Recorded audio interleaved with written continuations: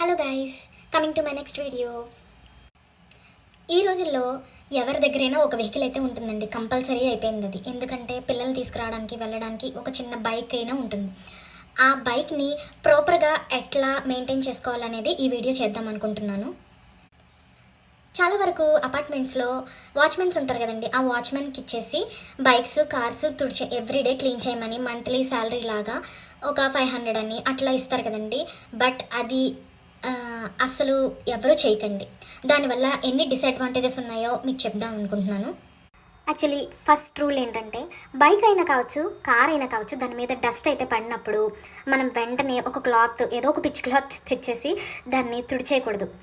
ఆ డస్ట్ వల్ల కార్కైనా బైక్కైనా మనకి కనిపించని స్క్రాచెస్ అయితే పడుతూ ఉంటాయి. మీరు అట్లా అట్లా వెంటనే అట్లా తుడిచేస్తూ ఉంటే ఆ స్క్రాచెస్ అనేవి కొన్ని రోజులకి జనరేట్ అయిపోతూ ఉంటాయండి. ఇది ట్రూవా అని మీరు అడిగితే ట్రూ అనే చెప్తాను. నా అనలైజేషన్ ప్రకారం అయితే మీరు కూడా బైక్ వాష్ సెంటర్స్కి వెళ్ళినప్పుడు కానీ కార్ వాష్ సెంటర్స్కి వెళ్ళినప్పుడు గమనించండి. ఇనీషియల్గా అయితే ఎప్పుడు క్లాత్ పెట్టి అయితే ఆ దుమ్మునైతే క్లియర్ చేయడు.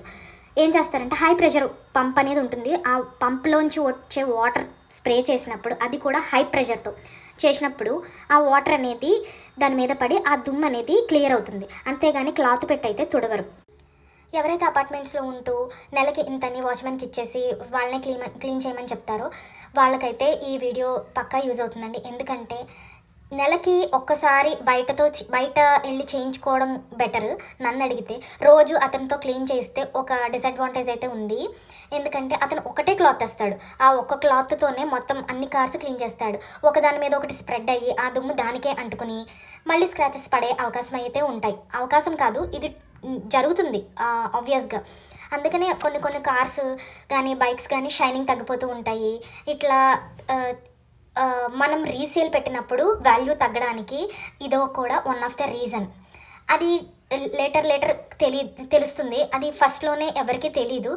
ఇది మా హస్బెండ్ ఫాలో అయ్యే ఒక టిప్ అయితే, ఆ టిప్ని మీకు షేర్ చేసుకుందామని అనుకున్నాను.